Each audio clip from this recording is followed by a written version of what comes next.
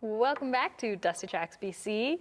Thank you all for joining us today. We're in the middle of downtown Terrace at the Terrace Search and Rescue Base, a brand new building built in the last 5-6 years. Yep. And today we're joined by Dave Jeffson, a search manager and on the executive board. Hello. Yes, hello. Thanks very much for inviting me and talking about Terrace. We love Terrace. Terrace is an incredible community, and especially in regards to search and rescue, why we're here today. And thanks for coming and thinking about doing something with us. It's awesome. Man. Thank you for having us and showing us such a cool tour of the base you've built here. Yeah, we've built. It's awesome. I should probably read you that stupid fly. You're good to just keep chatting because we're just having a conversation. Flies come in and out. Yes, we built it. We started in 2019. It's been, a work in progress, obviously trying to get us to that next stage. It's always about fundraising. Where can we get that next money? Who can we get to help us next, help fund it or do the work? So it's a phenomenal community that have helped get us this far. And it was, obviously a vision to try to, how do we house and where do we house all of our gear? Mm-hmm. We kind of go down a rabbit hole when it comes to that because we want to do so many different things. So, oh my goodness, well then we're going to have to go buy new equipment. We're going to have to get another truck. We're going to have to buy a different boat. We're going to have to get a different side-by-side. Oh, man. So yeah. We're filling up the space, regularly. Quickly. Yeah. And just so I'm all clear, tell me what it is you are to search and rescue. Who are you within the world of search and rescue? So I've been involved with search and rescue for quite a few years. Search manager, early 90s, I think it was 93, 94, with a lot of the other instructor capabilities to help the water team and help the team grow. So I've been doing it for a few years as a search manager and then also sitting on the executive. So I'm the treasurer with Terrace Search and Rescue for as many years as the rest. And obviously it's been a huge part of my life and my family's life. My family's obviously enabled me to do this because I'm always busy with it. And it's just something that we do in the community. And I think that's what really drives us to keep doing it. So I believe that's kind of for me is what I do and why I think that and why I love the our team and our community and search and rescue so much. And so being an active executive member, I can be part of that team that helps influence things that we're going to do and how do we go forward. Mm-hmm. Should we do this training? Should we not do this training? How do we get new members? How does this team grow? It's amazing now, we have different committees, safety committee and HR committee, and everybody wants to have a committee, but really a lot of stuff is getting done because of those committees. So, we're able to contribute to that. And then as an active SAR manager, obviously, in the trenches, dealing with the calls, lots of bad calls, lots of awesome calls.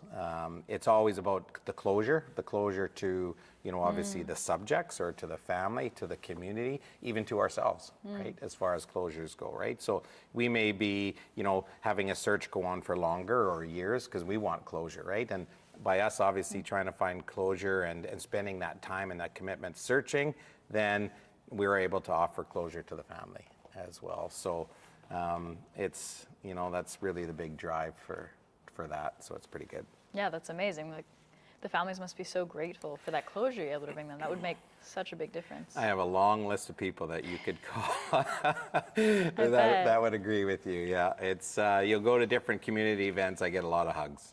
Yeah, it's pretty awesome. It's amazing.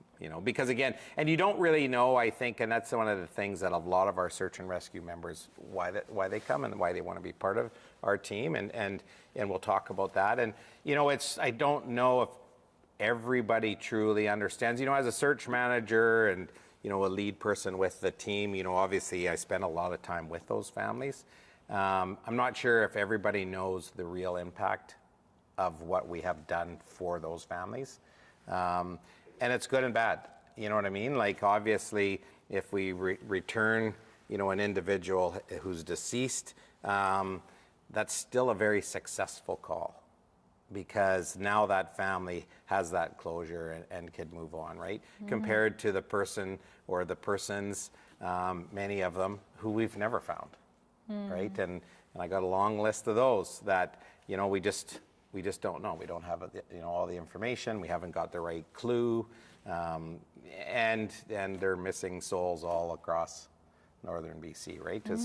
So it's something we don't, obviously we don't like, but we keep on trying to go. So we, something new will come up, or we'll have another conversation with the family, and we'll keep searches going.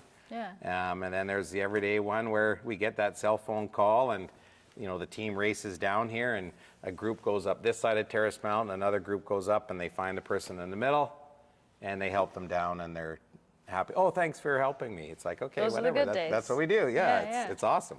Right? So speaking of what you do, will you define for me what search and rescue is? I mean, we all know it in general.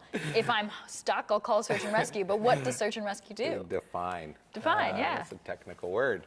I think define. Describe. I believe it is the idea of an association, a group of individuals that provide a service to their community and to their region to help injured and lost people in the province. And we'll pick on BC, obviously we're in BC. But, so if accidents happen, right? If somebody walks their dog and they get lost, okay, well that's a missing person. That's straightforward, right? So a team, a group of people need to go, when that person calls the emergency services, 911, who's gonna go and get that person? Who's gonna go and search? Somebody falls down mountain biking and breaks their leg. Somebody is in the river, crashes their boat. Car goes into the water. Subject falls onto the ice, a skiing accident. There's a central, route that through 911 that SAR teams are tasked out in the province. So Terrace Search and Rescue will get a call, and here in our area, part of a team in this region, we would respond on behalf of the RCMP, BC Ambulance Service, the Coroner Service, and representing them to try to solve or mitigate the call, which could be a lost person, injured person.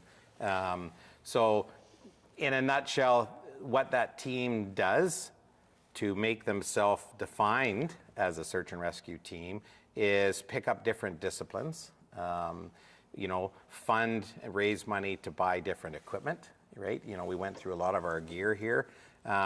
So for us to be able to do, helicopter rescue, we spent a lot of money, did a lot of training so we can fly under the helicopters. So that's an added service that our team truly does help define Terrace as far as, that's one of our many disciplines, but we've excelled at that. Backcountry skiers, we have a phenomenal group of people led by some great professionals that, get our team into that backcountry, whether they have to ski in or the helicopter in, so that defines, again, another great discipline that Terrace SAR offers. Water rescue. We still are, but there was a time where a lot of people in Canada were looking at our Terrace Water Rescue Team. We were getting awards down in the States. We had big searches. We recovered lots of individuals with the different equipment that we have. Again, that defines what Terrace Search and Rescue is about, right? So, and we're fortunate of that. We have a dedicated group of people who want to do those disciplines. Not everybody wants to jump in the water and swim across. Not everybody wants to go and search for a mushroom picker, right? It's like, a mushroom picker, yep, I'm busy. Okay. So, it's kind of, when you look at our team dynamics, people join our search and rescue team, like we defined and we talked about, for different disciplines, right? So they want to be backcountry skiers. They are backcountry skiers. They live in the backcountry. They live on the snow. They joined our team because that's a specialty that they could bring to our team to make us better. Oh, that's very cool. Are there any other disciplines? So that's so many different ones. Tell me a little bit more. Just what are the disciplines you guys can respond in? So now you put me on the test. Obviously helicopter, right? So when we deal with helicopter, we're going to do hover exit. We're going to be flying underneath, long line, Class D. So that's a heavy discipline for us. Obviously, we have our ground search and rescue. We have a great team of trackers, that have gone and done that extra training to become trackers. So that would be an extra discipline that we can offer. Our water rescue, is standalone across the country. You saw all the different boats and the different gear that we have. You know, we have underwater, you know, vehicles, we have cameras, we have sonar systems. Again, another thing to help give us that discipline. Very active and strong Swiftwater team. So, and again, we respond to some crazy, you know, calls as far when it comes to the water, whether it's vehicles in the water, planes in the water, trains in the water, boats in the water. Our team responds to that. So that's a big discipline for us there. You know, not even a discipline, but an activity is, you know, in BC, they have an Adventure Smart program, which is awesome. Our public safety is a big, you know, function of what we do, where we can talk in schools and give tours, safety at different events, right? So that would be, you know, another specialty. That's not really a specialty, but it's another duty or a task. Another asset of what your team can do. That's right. Yeah. So, you know, that covers it. I'm sure I'm forgetting some different disciplines. That covers it, just this huge wealth of different skills. And the general searching. You know, obviously you appreciate that, the grassroots of, you know, that section. You know, it's worked with a lot of different committees in the government, you know, in the early 90s when Swiftwater was a new thing coming in to the search and rescue teams. And it's like, we just search and land. No, you don't. Because people are getting lost on the water. People are getting lost in and under the water. And we need a strong ability, if nothing else, to find the injured or lost subject, but also to provide safety on the shoreline. And, you know, when the police are standing there, the fire department's standing there, search and rescue, they're providing that safety. You know, when somebody's on the shoreline and they're not wearing a PFD, our member goes to our truck, we get a spare PFD, we put them in a PFD. You know, if it's minus 15, one of our members goes to our truck, we open up a cabinet, we bring out a toque and a winter coat and we give it to the policeman and say, here's a toque and, you know, you're freezing here, right? Or we feed them.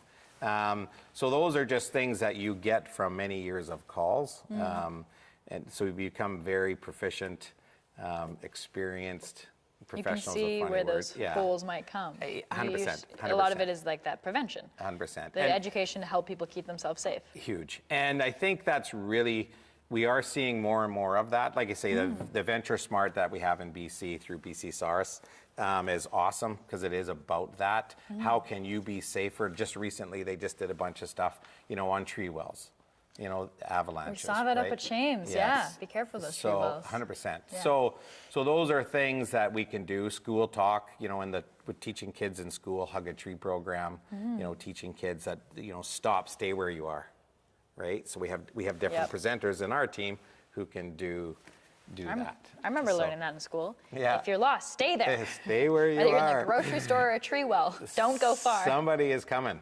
Yeah. Somebody will come. So that's part of that education. Yeah. Is how can you call out if there's an issue, or what to do if you're there. And if you have done your planning right, you've filled out where you're going, you've told somebody. You know, it's Always not. tell you know, somebody. And mushroom pickers don't tell anybody. Fishermen and hunters, oh, where'd you catch that fish? Yeah, right here. Okay. You know, but where do we go? We just don't know. If we don't know where you park the vehicle, then it's hard for us to start. And, you know, we have the poor wife on the phone. Well, they said they were going. Okay, well, where's going? Like, Yep. you know, we have such a vast, beautiful, you know, part, you know, we're in an incredible part of the province here. And you take any logging road and we're not going to find you for a while. Yeah. Yeah, there's a lot of places to go. And so then, yes, for sure. On that note, someone's lost, call comes in, the call arrives at the base, help, I'm lost. What happens next? Yes, okay. Organized chaos. Organized chaos. Do tell. That's my favorite type of chaos. It's crazy. So, and again, you have to appreciate it, you know, as the listeners can appreciate, there's all different types of calls. We talked about the different disciplines, right? The simple person who's overdue, it's not really a panic. You know, the RCMP phone us and they say, hey, we got somebody who's overdue. Can you come and help us? And then as a search manager, you know, one of four, then we start beating up the RCMP officer. Okay, well, when? And they're like, whoa, you know, because they haven't received that. All they've got is, you know, my husband, my wife, my kids went sledding, they went hiking, they're not home. So they're worried, right? So they initiate a call, goes to 911. At that point in time, the RCMP will fan that call out to the region or the community in question. That officer then will phone one of our search managers or they'll call EMBC or EMCR, and that'll go to the dispatch center, and it'll say, yes, okay, it's in the Terrace area, contact the Terrace Search and Rescue. I get a call from Victoria Emergency Coordination Center, and they say, hey, we have a missing person, here's the coordinates, here's the RCMP file number, can you phone Constable so-and-so, and then the search manager, so you receive the call, 3 in the morning, 2 in the afternoon, 5 minutes from now, so then we're living on the phone. So the chaos part comes driving down to the hall, doing the pages, trying to get the designated team members. That pages is going out to your team. Yes. So the first call will come to one of our search managers. And then they'll look at it and say, yes, we can do it, yes, we can't, is this in our area, it's not in our area, or what is the calls? You know, an upside down, a capsized boat in the Skeena in October isn't DEFCON 5. It's somebody didn't tie the boat up, water's come up 6 feet, 10 feet, now the boat's drifting down. Compared to, there's a boat in the Skeena, a canoe in the Skeena, and there's life jackets, and we see somebody in the water. That's DEFCON 5. Loose. That's right. Yeah. So the page goes out. So as search managers, we have lots of different apps. So we could use our phone through one provider or one app. If we have access to the computer at that time where we're sitting, then we'll do a page from that computer, and then that will go to the Terrace Search and Rescue members. So we saw on the back, the members board, give or take 65, and then the individuals can look at it and say, okay, I'm in town or I'm not in town. What type of call is it? I'm not really trained in Swiftwater, so maybe I won't go to that. I'm not a backcountry skier, maybe I won't go to that. And then the search manager starts to get the texts, hey, what do you got? I'm available, but I can come right now, but depends. So you're trying to answer texts, what team do you need? If it's in the backcountry as far as the winter part of our winter safety plan is we need to have avalanche. We have to have a safety officer. So I'm phoning the safety officer saying, hey, what are the conditions at this location at this time? Yeah. And what do you want to see in place? Yep, there's no activity there, you're good to go. Okay, and then we keep them updated. Because I guess it's that balance of understanding what the danger would be to the team if there's something like an avalanche. 100%. So, you start to, and you don't want to send somebody in there that doesn't have that qualification. Yeah, you don't want 2 injured missing people. That's right. And everything really is about the safety of our members. So, and as search managers, team leaders, we have to do everything not to put, them in that peril.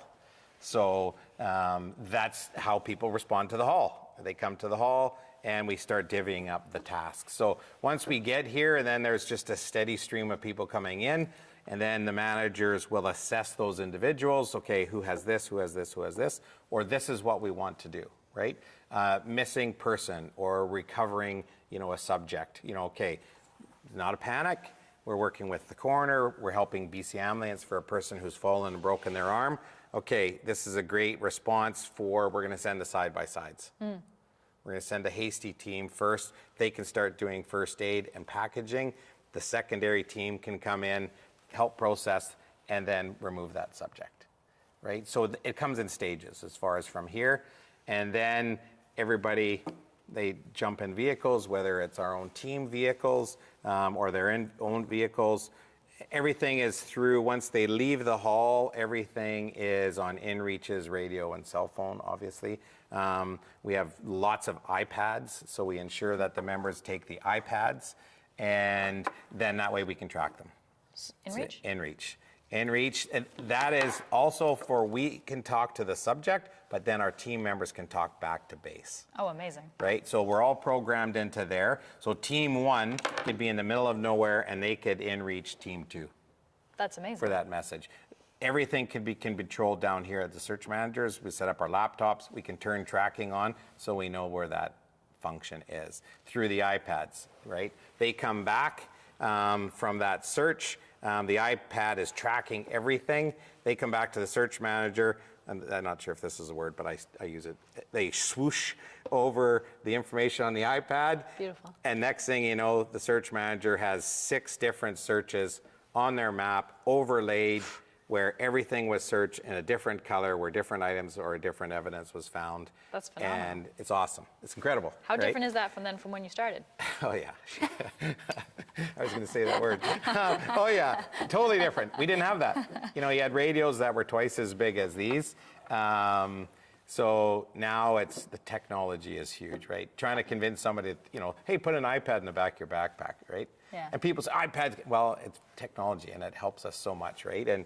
And we've come so far for that. So it's the different equipment that's needed, and that's how we can work with the teams in the field. What was our original plan, or technically, what was our incident action plan? Team 1, Team 2, Team 3, whatever, and then, we base it on that, and if we have success, then of course we return the teams, come back, we return the subject to their families, their lost, person, their lost dog, whatever we're helping with, and, that's that call. If it's going to be a longer call, we start to get that idea, okay, we're going to need to do a second page, right? We found the dog, but we haven't found the owner. So now we may go into day 2. And then, okay, now do we need other resources? We expand our pages, we expand our resources through, EMCR. Okay, listen, we're going to need some help with mutual aid. Can you phone Kitimat? Can you phone Prince Rupert to come and help us? What's that like going into day 2? How's it feel for the team? Day 2 is not too bad. Day 12 is worse. Day 6 is worse. Yeah. It's not too bad because to us it's just routine. It's just another day, right? Okay, We don't get hung up on the bureaucracy and, oh my God, you need to have all these plans in place and what if and what is. It's just, we're just coming back for a second day, right? And a lot of the individuals who were able to help and assist on the first day, they'll start juggling their next day or their work, and appreciate, we've been talking about all of this as all volunteers. So every single member is a volunteer member. So when that call happens at 2 p.m, can they leave work? That's not a given. It's phenomenal you all aren't paid. It's crazy. So they're up all night long. Listen, I got to go to work tomorrow. Okay, no problem. So we let them go. And then the next day, we got to do another page soon enough. So then people take time off work to come and help us search.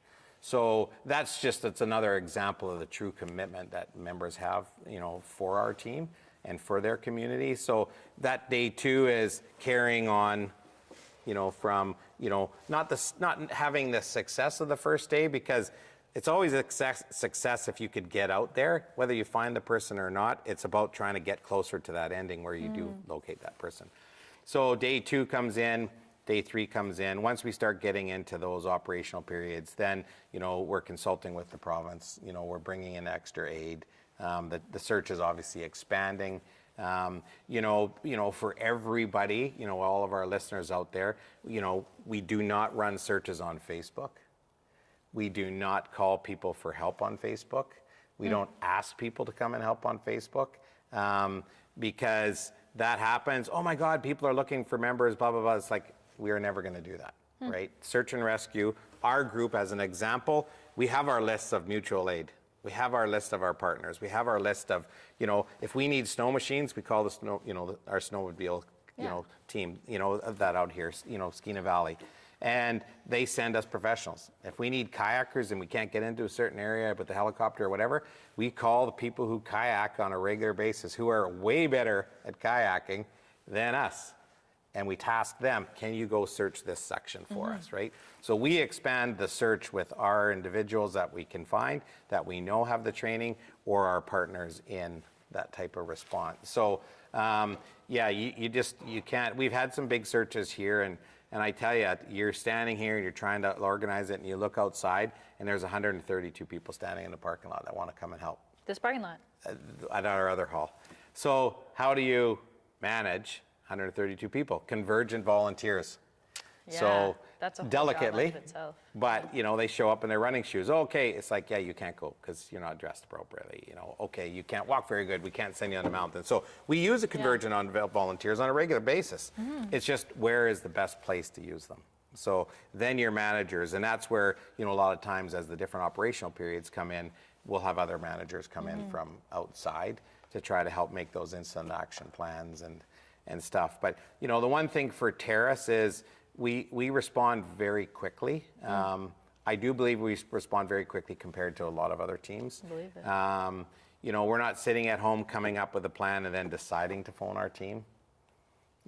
We're paging our team and we're making that plan because we believe we need to get out the door as fast as we can, safely, like you touched on, to try to get that team there. And that would be considered a hasty team.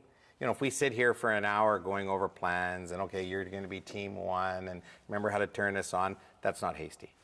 That's not going to help get members in the field. The secondary teams, for sure, right? So when you get into the different operational periods, obviously now here's a plan. We've covered this. The team was there. They weren't super confident on how they did it because of X, Y, Z. We want to send another team in here today or tomorrow and spend more time, tighten up your search and cover this section. They couldn't get to the hill with the group that they had, so we want you to get in and we want you to cover that hill today, or get into the river and cover these bends or this log jam, right? So that would be an example of expanding. Yeah, that makes a lot of sense.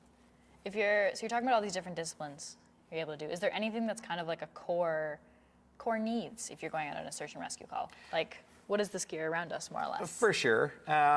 So what it's called in the province, it's called GSAR, Ground Search and Rescue. And that's a basic level of training that all members have. So that would be the core.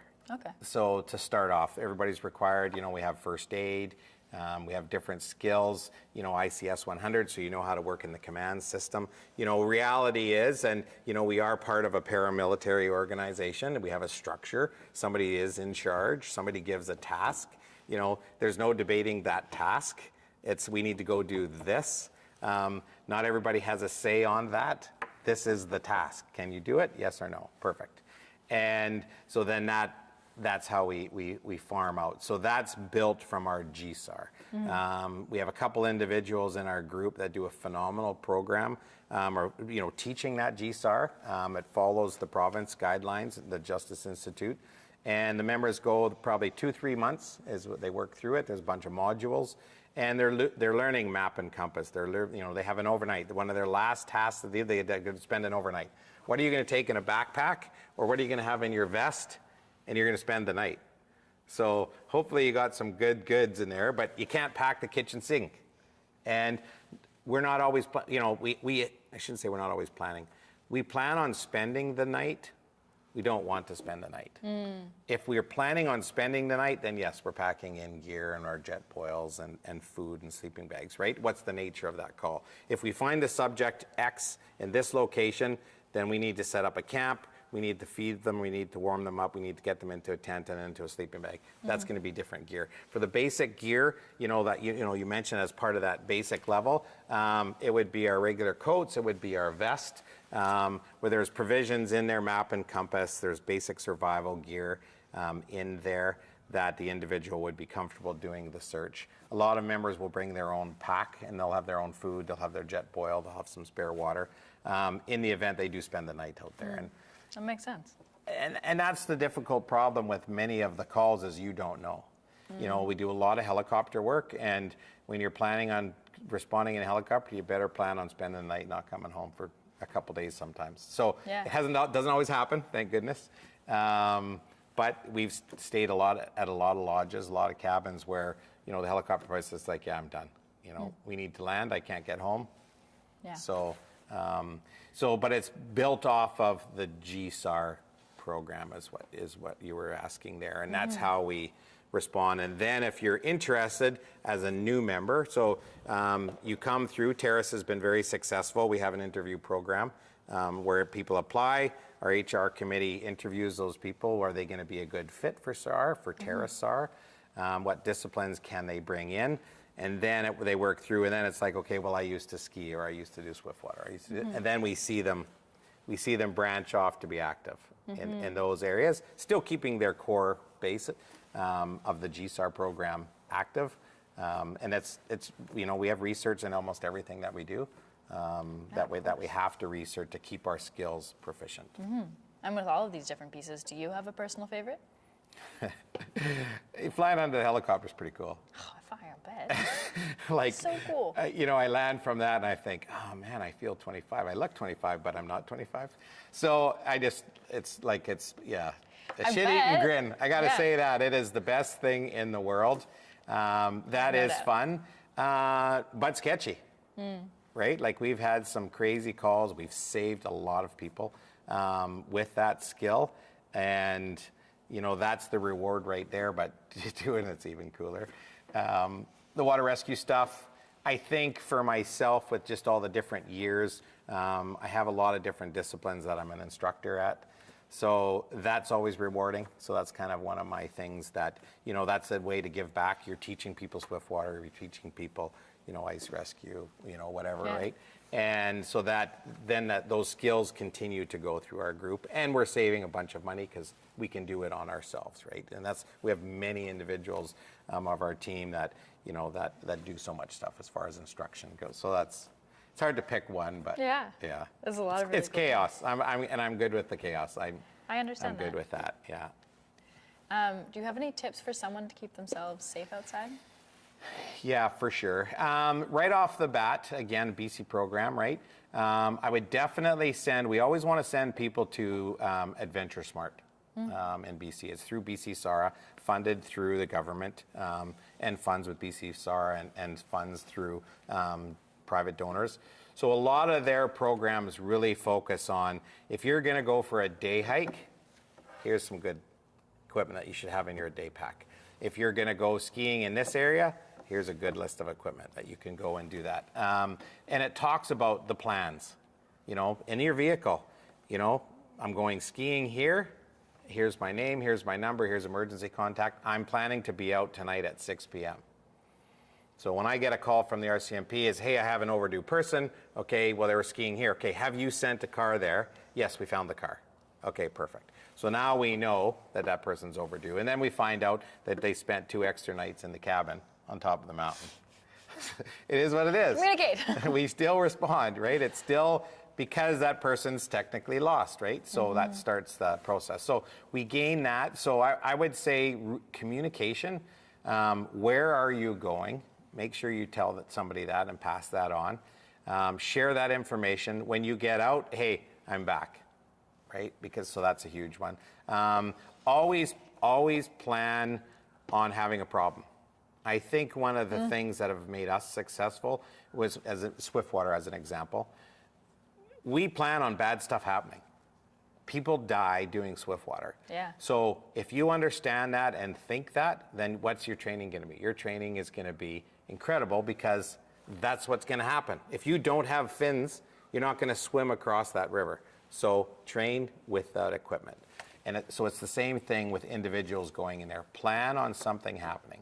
Plan on getting somewhere on that trail and somebody having a problem. Do you have some basic first aid skills? Do you have some basic first aid gear? If I get into a problem, what can I do? Who can I call? If you're in the bush in the wilderness doing any skills or anything, then you should really consider having an inReach. inReaches cost nothing. Sure, there's a value there, but you could buy a little mini. You can buy a great big huge monster one.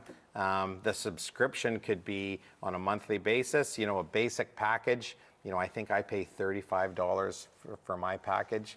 You know, Small price for peace of mind. 100%. So now all of something bad's happened. Okay, click, I can send that off. The contacts in your reaches, that would be my next thing. So always have somebody in your emergency contact that's going to answer the phone, right? We do a lot of work with companies and nobody's at the other end of that inReach. So, you know, we are in a lot of people's inReaches because they know if we get that call, we're initiating right off the bat. You know, my first call, when that happens, my first call is to the police. You know, hey, I just got this inReach, this is the situation. We generate a file number or RCMP file number. As soon as I get that, then I phone EMBC. We have a report of an injured person at this location. Terrace Search and Rescue is working with the police. We're going to be responding with this company or with this type of team. So that would be a big thing for individuals, is have that planning. Where you're going, take basic survival gear. Plan on spending the night. So, you know, extra food, even just chocolate bars, a garbage bag. Orange garbage bag is even better. You cut a hole in the top, you climb in that, you're going to start rewarming right off the bat. So those are going to be good tasks. Matches, you know, or lighters, you know, that's going to be a good thing. So, but if you plan on something could happen, then you're going to think about it. So when it does happen, it's like, oh, okay. I've thought this through. I thought this through. You know, geez, Yeah. I heard somebody this one time say you should plan on, and Next time I go into the woods, I'm going to hear your voice in my head. it makes a big difference, and that's what comes back to us. You know, hey, we watched this show, we read this article in the newspaper, and I think that's really one of the big things on why we really encourage shows and supporting, you know, people like yourselves and programs like yourselves, the paper, because there's always that message, can this happen to you? Right? So what could you do so this doesn't happen to you? So that is really a big thing for Terrace for sure on what we do is trying to promote that safety and helping the public with different tips and different ideas. Yeah. Yeah, I think that's amazing. I think as soon as my mom watches this, she's going to make Lucy and I buy an inReach. So thank you for that, future us. But it's well worth it. It's well worth it. Yeah. But oh my gosh, we could talk about safety in SAR all day long. For sure. But for sure.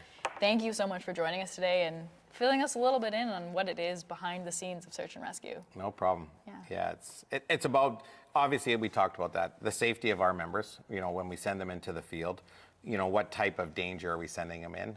Are we sending them into danger? Can we mitigate that with a different team? Can we put something into place to lower the risk? Everything is risk benefit that we do. And then working with the public like we talked about. So, and I believe that's really why, you know, so many members of the community do join search and rescue. We are a bigger team with the members that we have. And I think that's testament to, you know, the training that we give them. And we pay for all of their training, right? We don't expect anybody to pay for their own training. So I think that makes great members. And the people that are moving to Terrace are coming here for the outdoors, and whether it be mountain biking, skiing, fishing. We have world-class everything. Yeah, I've debated that myself a few times. It's awesome. And they're here, it's like, I really want to give back. So here's a way I can join an organization which provides a service to the community, which is back to that, can you define what SAR is and what they do? Perfect way to bring us full circle. Yeah, that wasn't planned. No, I'm not sure. That was pretty good. Well, thank you so much, Dave. Yes, no It worries. was so good to meet you. And Yes, thank you very much. yeah. Thank Yeah. you, everybody, for watching. Yes, and joining hope us you today. enjoy. If you have Yeah. any questions, call the girls and go to their webpage, and they'll have all the links on it, and there's lots of information. It's excellent. So that's the best plug we could have asked for. Thank you for watching us today at Terrace Search and Rescue. Bye, everyone. Awesome. Bye, thank you.